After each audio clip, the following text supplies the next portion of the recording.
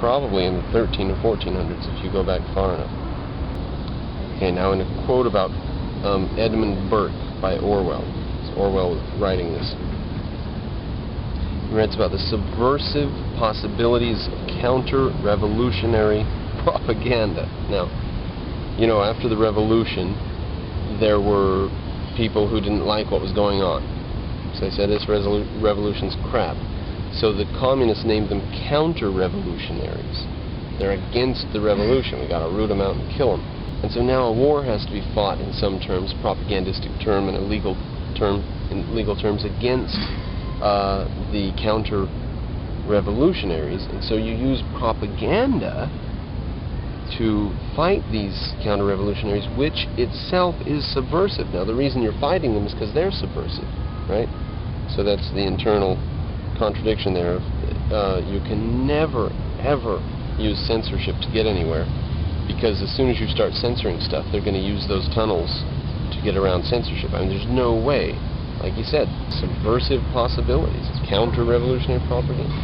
It's supposed to keep subversion from happening, and it could be used for subversion.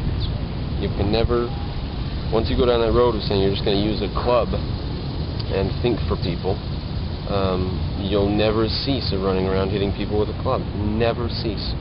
Now, page 10. Thus, Orwell, who is regarded by some as being as English as roast beef and warm beer, damn warm beer drinkers, as English as roast beef and warm beer.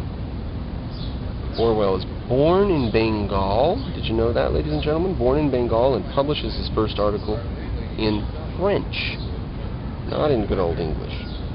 Now, Hitchens says that there are these worthless, shady people around who just say, there's nothing I could have done in the circumstances, and that's the way people were, and that was the culture around me, and how did I know? He says, by living and writing as he did, Orwell discredited the excuse of historical context and the shady alibi that there was, in the circumstances, nothing else that people could have done, right? He totally disproves that by showing that there is something else you could have done. While communism and Nazism are taking over the world, you don't just have to pay lip service to the new leader, Hitler, and say how great he is for Germany's economy. What you could do is write novels about how evil he is. You know, it's another option. Now a sentence that I just have to, it stands by itself again. It's Captain McWhirr in Joseph Conrad's novel Typhoon. Captain McWhirr says, facing it. Always facing it. That's the way to get through. Perfect. Isn't it? Perfect. Not hiding your head in the sand, not ignoring the facts of reality. Face reality and say, this is what I have to deal with. These are the facts on the ground. That's like a typhoon or a storm. Face it. That's the way to get through. Now, that's literally true in boats. I don't know much about boats, but I know you're supposed to, if the waves are coming, you know, you're supposed to face the waves instead of letting them hit the side of your boat. You let them hit the front. That's as much as I know about boats. Now, that's the end of what we have from the introduction, but from chapter 1 now, second page of chapter 1, we're on page 16 of the book. And he's talking about the term brutalized, and I think he reads into it a little more than he can. He's being a little too specific about what brutalized means. He says it in fact means something more subtle than just harsh or cruel treatment. He goes beyond harsh or cruel treatment. He means that he says brutalized means the coarsening effect that this exercise of cruelty produces in the strong. Now, whether or not he's overstating his case on what brutalized means, so it means if you brutalize somebody, you yourself become more of a brute, sort of. We could put it in that. He didn't say that, but we could put it in those terms, I think, perfectly fairly. Because he says that being cruel produces a coarsening effect in the strong. Absolute power, or power corrupts. Absolute power corrupts, absolutely. We can go with that.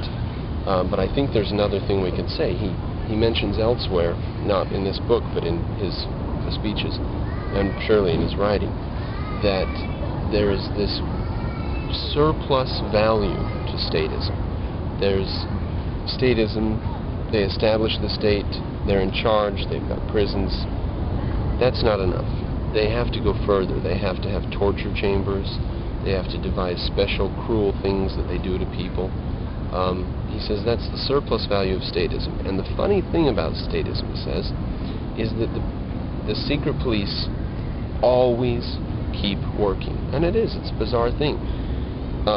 No elevators. Can't go up and down the elevators. No potatoes to eat. The sausage is made with sawdust. But the secret police arrest everybody who even breathes. And it works to the very end. He says that's the cruel, sick thing about statism. That's the surplus value. That's what you have left over besides just the evil that it produces by itself. Now, you'll find, skipping a few pages, you'll find everywhere in history where there's someone being strong over somebody else, where there's a system of constant exploitation, you'll find the belief, this is perhaps evidence that humans are innately good, you'll find the belief in the ruling class that the underclass are not quite human. They're not quite really human. They're different, right? So that's the evidence for innate goodness. All human beings, when they become absolute rulers over another class, they always make up the myth, the idea, the concept that the underclass is less human. Like, for example, they analyzed the size of black people's feet and the thickness of their hair and different things, and they said, look, they're not quite as human as white people are. They're just a little bit less human. They're a childlike race. This was even true in Russia. So get this. Russian aristocrats did hold the belief that the serfs were a lower order of being. Their bones, for example, were believed to be black. How ignorant was the nobility? They said the peasants aren't even regular humans. Their bones are black. The blacks aren't even regular humans. Their feet are shaped weird. Alright, on to page 31. Orwell went on to defend the right of Indians to act as citizens of India, from India now, not Native Americans, but from India. To defend the right of people from India to act as citizens of an occupied country, even when he disagreed with the specific actions they took. As you know, India was subject to the British Empire, and Orwell was against imperialism, because, as you may also know, he worked as a police officer in Burma to enforce British law. And here he is saying that people can do things, even abhorrent things. They have a license to act, even in abhorrent ways, simply because they're being occupied by the British. They have to act as citizens of an occupied country. Now, I think that's one of the things that Orwell could have done a little bit better on, was to realize that you can't just divide the world up by groups and languages and stuff and say everybody gets to rule themselves. There's got to be something a little more. Hitchens is very, very obsessed with that view. All you have to do is divide it up among ethnic groups and languages and give everybody self-rule. He wants Kurdistan to have self-rule. He apparently wants something a little more than self-rule, because he's not happy about some of the places that have established bad regimes with their self-rule. But that's an inconsistency with him, and apparently it goes a little with Orwell as well. Now, if you don't think that Orwell placed a little too high a value, maybe, just on the inherent value of these people's culture, just any culture that Britain went around the world and interfered with, just that culture by itself was inherently beautiful and perfect and lovely.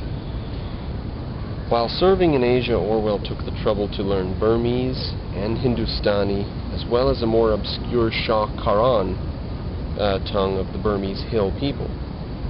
He felt contempt for the British settlers who, including members of his own family, spent a lifetime in the region without acquiring any but a few promontory words for commanding servants. That does seem like multiculturalism to me. It seems like he thought that these cultures are beautiful and special, and we should get to know something about them, and these people should have their own culture.